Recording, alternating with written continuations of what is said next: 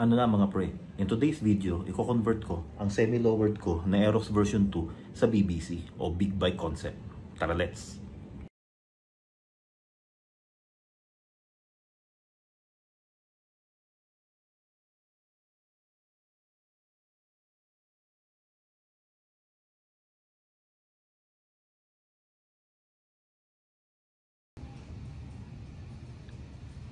So yan mga pre ang current setup ng aking Aerox version 2. Naka semi-lowered siya mga pre. So ang gamit ko dito mga pre sa harap ay yung Hypertech suspension na 1.5 drop. Tapos dito naman sa likod mga pre, ang gamit ko 270mm na YSSG series. So currently ang setup ng aking Aerox ay naka semi-lowered siya mga pre. So itong ganitong setup para sa akin, okay to pang daily, pang dyan lang, ayan.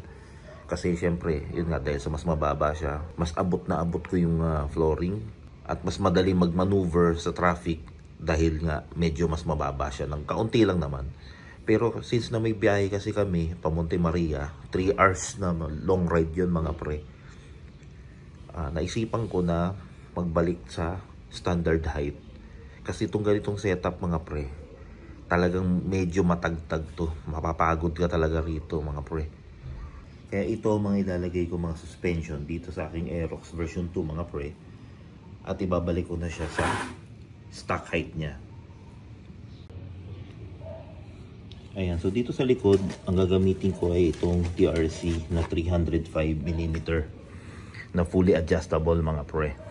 So ayan siya. Actually, parang ito yung pinaka-bagong design ng TRC. Ang maganda rito mga pre, ayan, fully adjustable yung kanyang compression at saka yung rebound, pati yung preload. Siguro ang nagustuhan ko na agad dito sa features niya na ganun mga pre, hindi siya sobrang mahal.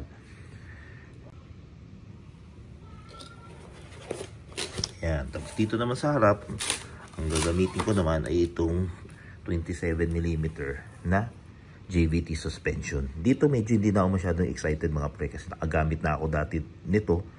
Ito yung una kong ginamit sa Aerox version 2 ko. Then binenta ko rin kasi nga nag-semi-lowered din ako. So dito mga pre, ang gagamitin ko ay yung 27mm instead na yung 31 kasi ang kagandahan dito, yung stock na tipos pa rin ang gagamitin ko. So, if ever na maisipan ko ulit mag semi-lowered, ayan, itatago ko naman yung mga suspensions ko na pang semi-lowered. Pwede kong ibalik ng ganun lang kadali. Unlike na yung pag nag 31mm ako, palit ng T-post, hindi ko na magagamit to, itong Hypertech. So, talagang matatali na ako dito sa stock height. Ayan. At since naman na magbabalik ako ng stock height, susubukan ko na rin circuit concept. Ayan. So, bumili na ako ng tail tidy set ko. Pero itong gagawin ko mga pre, ay may konting twist. Kasi hindi lang siya circuit concept. Gagawin ko rin siyang big bike, sports bike look. Ayun. Kaya mga pre, kung curious kayo kung paano ko gagawin yun, ayan, panoorin nyo ang video nito mga pre. So yun mga pre, no, in-skip ko na yung part na nagkakalas ako ng mga fairings since na marami naman na sa YouTube kung paano magkalas ng fairings mga pre, no. So andito na ako sa part na ayan, kinabit ko na yung tail tidy. Ngayon, kinat ko naman itong part na to dito sa aking rear fender mga pre, no, para kasi ito yung magiging takip niya sa ilalim kasi andito may mga wiring din dito mga pre natatawid. Ayan, so para hindi talsikan ng putik ito itong ilalim, ayan, kinat ko siya. Ayan, para may guide kayo mga pre, ayan lang naman. So yung mismong ayan, yung pinaka guhit na yan, diyan kayo makakat mga pre. Ayan, tapos yan ngayon ang ipapalit nyo rito.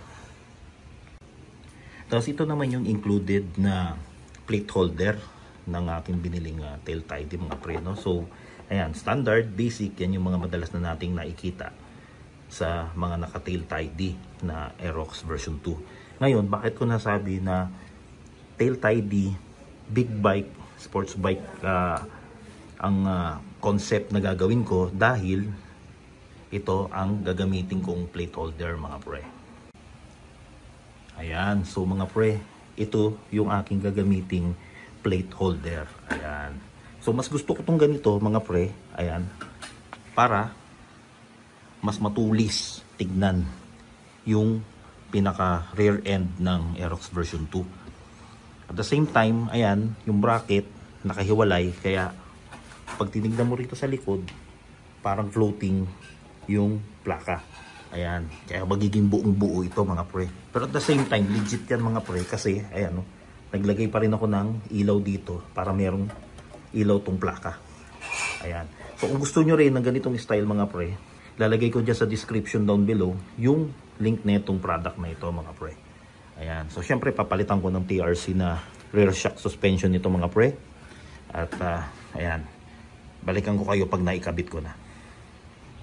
So ayan mga pre, no, ikinabit ko na itong TRC na fully adjustable rear shock. Ayan, so, pogi mga pre, bagay na bagay sa setup ko to.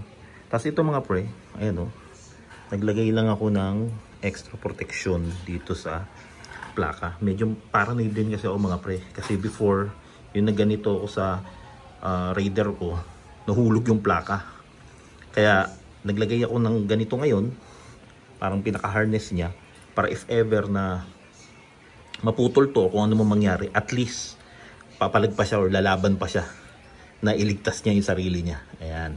So kaya naglagay ako ng ganito mga pre. Ayan. So balik ko na yung yung pinakakahan nito mga pre, para matapos ko na itong parting likod. Doon naman ako sa harapan. So ayan na siya mga pre, no? Naikabit ko na at nai-wire ko na. Ayan. Yan ang magiging signal light ko. Tapos, ayan, no, makikita nyo, nagana yung ilaw. Ayan. So, ang kasamaan nito mga pre, ayan, inulan na ako. Kaya mamalamang yung harap, maya-maya na pagkatila ulit. So, ililigpit ko muna to dahil mababasa rin yung mga gamit. At sakto-sakto, dumating na rin yung pang big bike concept ko sa harap. So, ayan, abangan nyo yan mga pre. Ayan, so naikabit ko na yung fairings sa likod mga pre. So, ayan na yung itsura niya sa likod. Malupit, astig. Ayan, so hindi ko pa kinabit yung pinaka muffler ko kasi ibabalik ko yung MTRT ko na muffler. So yung stock tago muna, tapos mag MTRT muna ako na silent pipe dahil yun nga, para medyo may bira pag biyahe namin. Ayan, so dito naman ako tatrabaho sa harap mga pre, no? Tinanggal ko na yung tapalodo at papalitan ko na ng JVT ito. So balikan ko na lang kayo mga pre pag naikabit ko na. Ayan mga pre, no? So yan yung pagkakaiba nung stock height dito sa Hypertech na pang lowering na front suspension. Ayan, so ikakabit ko na to mga pre dito. Then kakabit ko na yung mga pyesa rito na para maging big bike concept siya.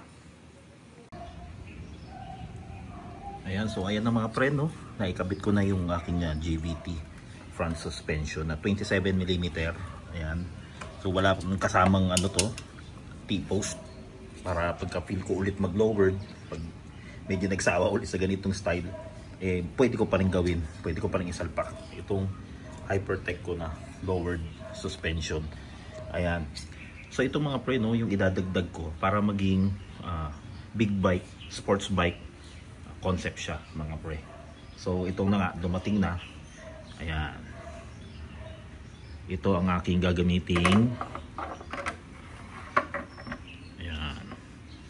front fender. Ayan. So bakit ko nasabing big bike concept? Kasi ito mga pre ay para sa BMW S1000RR. Ayan. So ito pre, para maikabit, kailangan ng bracket. So kailangan mo lang ng ayan, black na bracket para syempre para hindi kita. Tapos ganitong style para medyo makapal-kapal. Tapos kailangan mo rin ng 4 na tornilyo na mga, hindi ko matandaan, siguro 35 ata to, 6x35. Tapos kailangan mo ng ito actually ginagamit kong spacer to. Ito yung sa ano, mga pre, yung sa CVT cover, yung parang guide doon. Yan yun eh. So bumili ako ng isang plastic kasi nito. Yun nga, ginagamit ko siya minsan pang spacer. So sa pagkakataong ito, magagamit ko siyang pang spacer. So pakita ko sa inyo mga pre, pag naikabit na to. Then pakita ko rin sa inyo yung bracket na gagawin ko. Ayan mga pre, no? So nagawa ko na ng bracket. Ayan, so pinutol ko na rin doon. Siyempre, para hindi lagpas yung flat bar doon. Ayan, kabilaan. So kung gusto nyo rin gawin to mga pre, ayan, no? Kopyahin nyo na lang yan. Ayan, so ito yung sa taas na butas ng fender at syempre yung sa baba. Ayan, so kabit ko na mga pre. So yun nga pala pre, no? Para maikabit nyo rin, ayan, magtatabas kayo ng konti ron, kabilaan. Ayan, para sumut siya rito. Ayan, kasi syempre ito ay design sa 17s na gulong na big bike syempre mga pre. 14s yung paglalagyan natin. So syempre, kumbaga atrasado siya. So ayan, kailangan magtabas ka dyan. So ayan na siya mga pre, no? Ayan, naikabit ko na yung mga bolts niya. Pero hindi ko pa siya sinikipan mga pre. Ayan, para mapakita ko lang sa inyo. So ito nga pala ulit yung ginamit kong spacer, yung pin dowel. Ayan. So ang style ko dito mga pre, yun nga, M6x35. Tapos walang washer na rito pre, kasi hindi rin kakasya yung washer dito. So pagkatagos mo ron, isang washer, tapos yung pin dowel, isang washer, tapos pagtagos mo dun sa bracket, isang washer ulit. Tapos ang ginamit ko mga pre na na nut ay yung lock nut, para hindi siya basta-basta kumawala, lalo pagka nagba-vibrate syempre. Ayan. So iano ko na to mga pre, isikipan ko na, tapos ilagay ko na yung isang accessory na ayun, para magmukha siyang big bike concept. Ayan. So ayan mga pre, no, naikabit ko na. Ayan, so nasikipan ko na mga pre. Ayan, no, sentrong-sentro yan, parang para sa kanya talaga. Ayan, tapos free wheel, no problem. Yun, malupit. So ang ilalagay ko na lang huli mga pre, para dito sa aking project na tail tidy big bike sports bike concept is ito na lang, yung scoop. Ayan. So ayan na nga mga pre, nailagay ko na yung pinaka air scoop dito sa harap. Ayan mga pre. So sakto-sakto mga pre, no? Para big bike na big bike ang concept. Papalitan ko tong aking side mirror na medyo bulky. Ayan, para magmukha talaga siyang macho. Ayan. Ayan, so itong napili kong side mirror mga pre, Nemo Ducati version 3. Ayan, macho yung side mirror.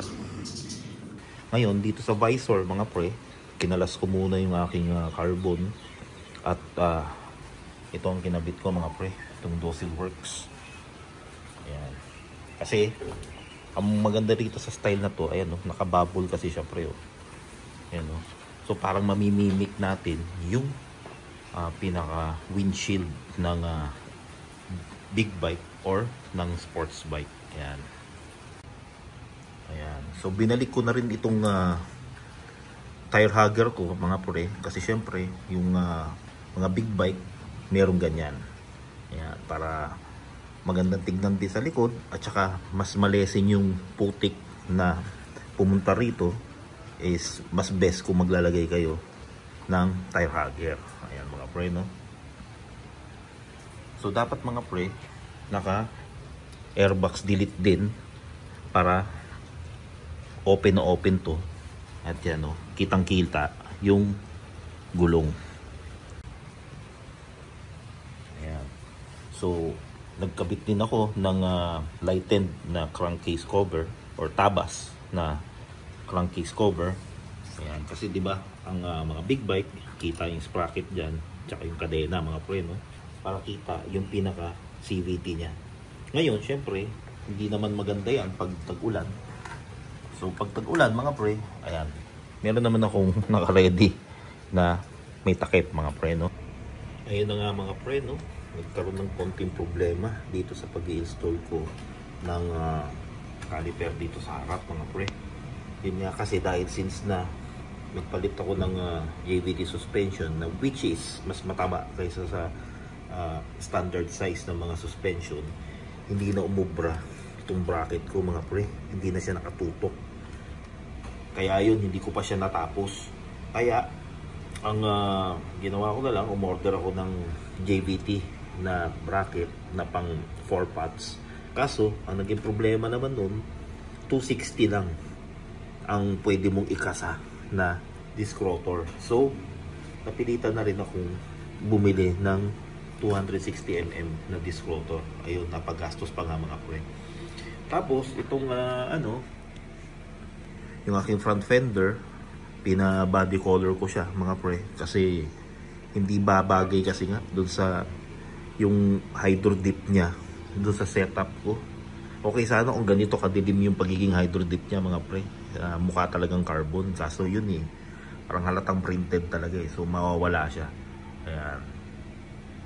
Tapos dito naman mga pre, pinalitan ko ng na instead na air scoop lang siya, pinalitan ko ng winglet na, kasi ang problema ko naman dun sa acrylic, nung in-screw ko mga pre, nabiyak yung yung screwhan, medyo nahigpitan ko ata ng konti, kaya ayun, bumigay agad mga pre. So ipinalit ko na lang ito. Yun nga, mas maganda siguro ito kasi mas aggressive siya, so mas babagay malamang sa setup ko. Tapos update na rin mga pre, nagdagdag pa ako ng air scoop dito. Kinabit ko sa pinaka-body ng Aerox V2 para talagang big bike na big bike ang mga datingan niya mga pre. So balikan ko kayo mga pre pag dumating na yung bracket ko ng JVT at saka yung aking 260mm na disc rotor, then montage na mga pre. So ayan mga pre, no, na-install ko na yung braking system ko dito sa harap. Ayan, dumating na yung JVT na bracket na pang JVT na pang 4 pots. Ayan. Ang kayang accommodate nito mga pre is 265 na disc rotor. Pero ang binili kong disc rotor ay 260. So konting-konti lang naman yung diferensya, no. Makikita niyo naman, ayan, no. So talagang covered niya na itong buong surface ng disc rotor. Ito naman mga pre, sa tingin ko OEM to kasi ang nabili kong brand neto is Ridex. Ganyan rin ang itsura ng RCB na times 2 ang presyo. Kasi ito ang bili ko rito mga pre is 1.8 lang. Ayan, lalagay ko sa description below ang link nito para pwede nyo rin i-check. Ayan. So at least hindi siya ganun kamahal, pero kung titignan nyo ang pagkakayari mga pre, pulidong pulido at maganda yung craftsmanship ng brand na ito mga pre.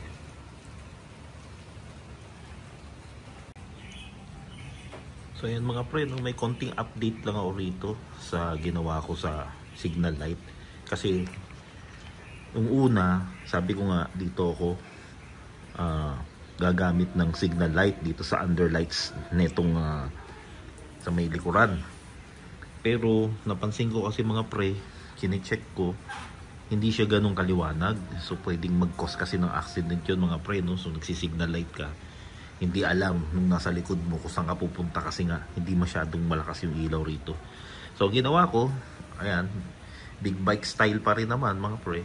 Naglagay ako ng signal light dito sa may plate holder. So ang kagandahan dito sa ganitong plate holder mga pre, may nakaabang na talaga yan na lagayan ng signal light. Ngayon, itong nabili kong signal light mga pre, magandang klase rin naman yan, no? Goma kasi siya. So pag tinamaan yan, masagi mo habang umiikot ka, yan, hindi siya agad mababali mga pre. Kumbaga mag-flex muna siya. Ayan. So ayan mga pre, no, montage na tayo. Wala nang background music na pampastig. Baka makapiright pa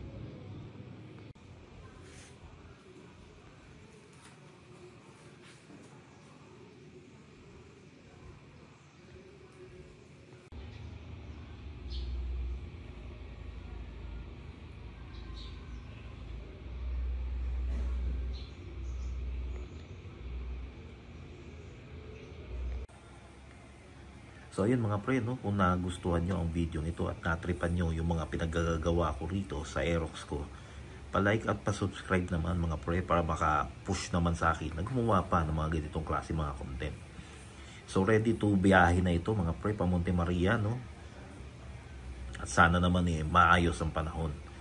Kita-kits na lang mga pre sa susunod na video. Ciao!